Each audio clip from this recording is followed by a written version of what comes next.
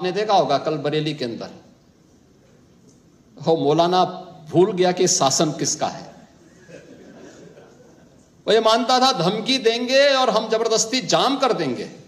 हमने कहा जाम नहीं होगा, कर्फ्यू भी नहीं लगेगा, लेकिन कर्फ्यू का सबक तुम्हें ऐसा सिखा देंगे कि तुम्हारी आने वाली पीढ़ी दंगा करना भूल जाएगी। दोस्तों, बरेली में मुसलमानों पर लाठीचार्ज करने के बाद अब उत्तर प्रदेश के सीएम योगी आदित्यनाथ ने एहतजाज करने वालों को एक बहुत बड़ी धमकी दे दी है। जी हां दोस्तों, बाकायदा योगी आदित्यनाथ ने एक वीडियो जारी करते हुए कहा है कि जो मुसलमान एहतजाज कर रहे हैं इस वक्त और मौलाना ये भूल चुका है कि उत्तर प्रदेश के अंदर किसकी शासन है।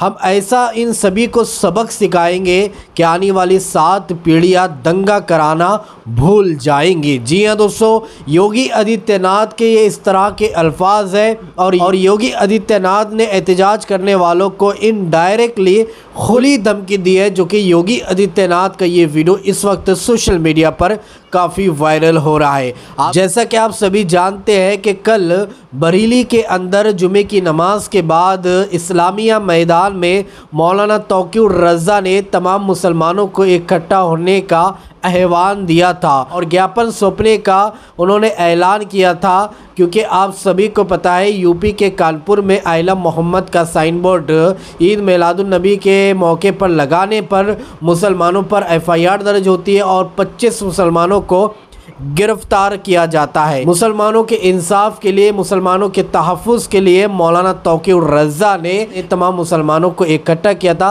लेकिन अचानक से पुलिस मुसलमानों पर लाठियां चार्ज कर देती है।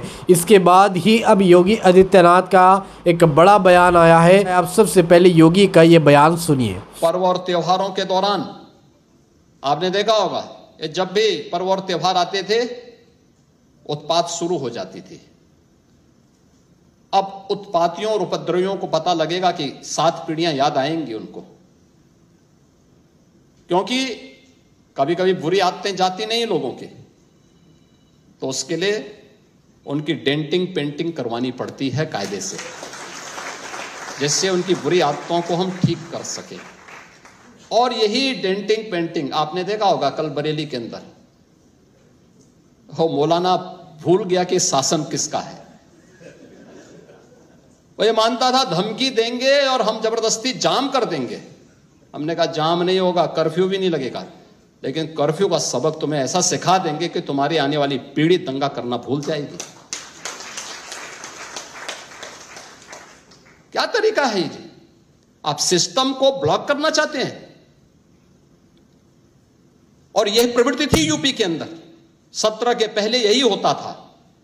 और हम इसी बात को कह सकते हैं कि 17 के बाद हमने कर्फ्यू भी नहीं लगने दिया, लेकिन ऐसे बैरियर को चुन चुन करके वे जिस प्रकार की भाषा को समझते थे उस प्रकार की भाषा से उनको समझा करके उसको उसकी सजा दिलाने का काम भी किया है। और उत्तर प्रदेश की ग्रोथ स्टोरी यहीं से शुरू होती है। तो जी हाँ दोस्तों, आप लोगों ने सुना योगी आदित्यनाथ ने कहा है कि मौलाना शायद भूल गया है कि यूपी के अंदर किसकी शासन है, किसकी सरकार है। हम ऐसा इन एहतजाज करने वालों को सबक सिखाएंगे कि आने वाली 7 पीढ़ियों तक ये दंगा करना भूल जाएंगी। इस तरह से खुली धमकी एहतजाज करने वालों को उत्तर प्रदेश के सीएम योगी आदित्यनाथ ने दी है। अब योगी के इस बयान के बाद मौलाना तौकीर रज़ा का भी एक बड़ा बयान सामने आ चुका है, जिसमें मौलाना तौकीर रज़ा ने योगी को करारा रिप्लाई दिया है, करारा जवाब दिया है। आप भी ज़रा मौलाना तौकीर रज़ा साहब का ये वीडियो क्लिप देख लीजिए। रसूल के नाम पर, नामूसे रिसालत के नाम पर जो तमाम नौजवान और हमारे तमाम हजरात आए, मुबारकबाद के मुस्तहिक हैं। और मैं ये समझता हूं कि इस नाम पर जिन लोगों को चोट लगी है वो भी मुबारकबाद के मुस्तहिक है। मुझे शदीद अफसोस इस बात का है कि मैं ने जो एक अमन का रास्ता इख्तियार किया था और मैं ये चाहता था कि मैं अपनी तकलीफ, अपनी परेशानी के लिए एक मेमोरेंडम डीएम के जरिए अपने मुल्क की राष्ट्रपति को भेजूं और नामूस रिसालत पर जो हमला बार बार होता है इसके लिए सख्त कानून की बात की जाए।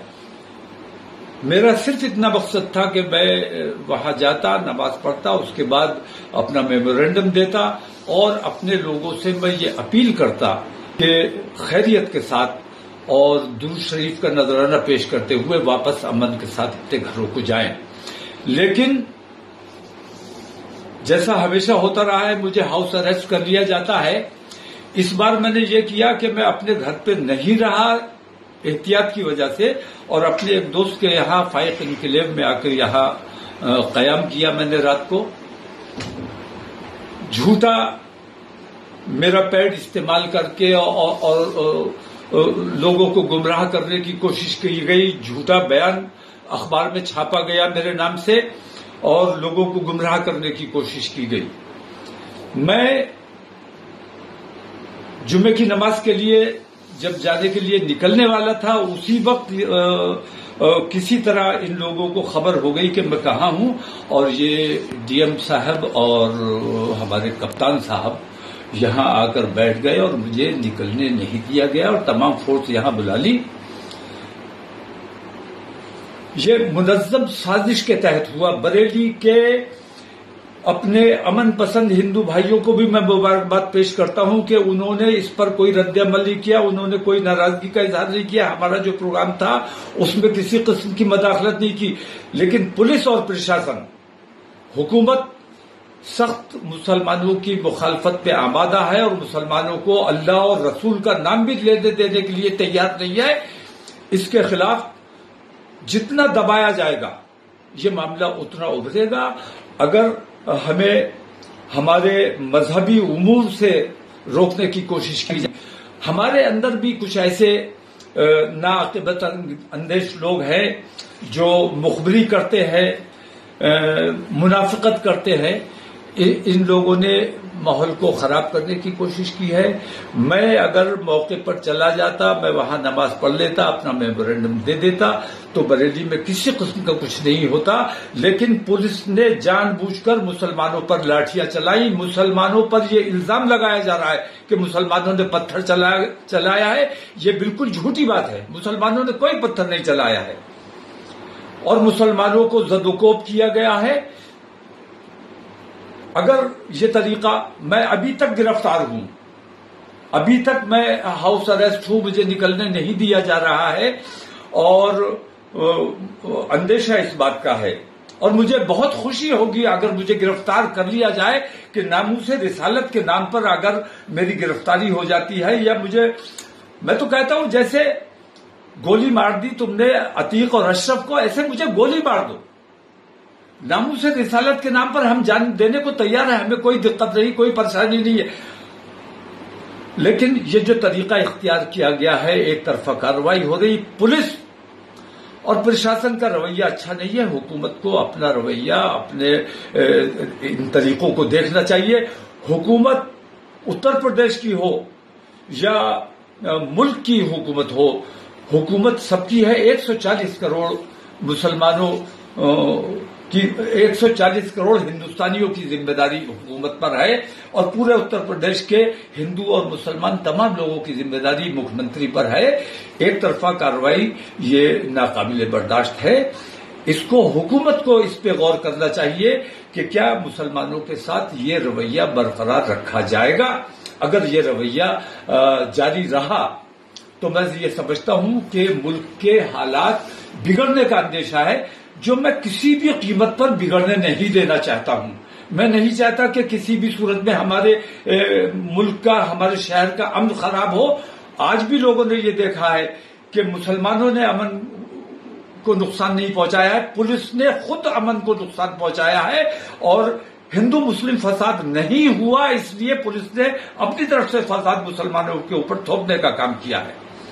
मेरी आप तमाम लोगों से दरख्वास्त है कि बहुत सब्र और सुकून के साथ इस वक्त हालात को देखते हुए गिरफ्तारी हो जाए, मैं गिरफ्तार होने के लिए तैयार हूं। बार बार कह भी रहा हूं कि भाई मुझे अगर मेरा तरीका पसंद नहीं है, मैं अपने मुल्क के लिए, अपनी कौम के लिए काम करना चाहता हूं, गंगम जमनी तहजीब के लिए काम करना चाहता हूं। अगर ये आप लोगों को बर्दाश्त नहीं है तो आप मुझे गिरफ्तार कर लो, लेकिन मैं अपने मुल्क का काम जैसे करता था वैसे करता रहूंगा। मैं सिर्फ मुसलमानों की बात नहीं करता हूं। तो जी हाँ दोस्तों, आप लोगों ने मौलाना तौक़ीर रज़ा का भी ये वीडियो क्लिप देख लिया है और सारी बातें आप लोगों ने सुनी है, जिसमें मौलाना तौक़ीर रज़ा ने इनडायरेक्टली इल्ज़ाम लगाया है कि पुलिस प्रशासन ने अचानक मुसलमानों पर लाठियां चार्ज किए, जबकि वहां पर शांतिपूर्ण तरीके से प्रोटेस्ट हो रहा था, शांति के साथ नमाज भी अदा की गई है, लेकिन मुसलमानों को बदनाम करने के लिए, मुसलमानों पर घिनौने इल्ज़ाम लग जाए और वो दंगाई साबित हो जाए, इस तरह से पुलिस ने उनके ऊपर लाठियां चार्ज की और फिर भागदौड़ मच चुकी है। दोस्तों, मौलाना तौक़ीर रज़ा के इस वीडियो को देखने के बाद अब आप क्या कहना चाहोगे, आपके इस बारे में क्या राय है, तो कमेंट में अपनी राय लाजमी बताइए। तो चलिए, इस अगली वीडियो में मिलते हैं। जब तक अपना ख्याल रखिए और अपने इस भाई को अपनी दुआ में याद रखिए। अल्लाह हाफिज़।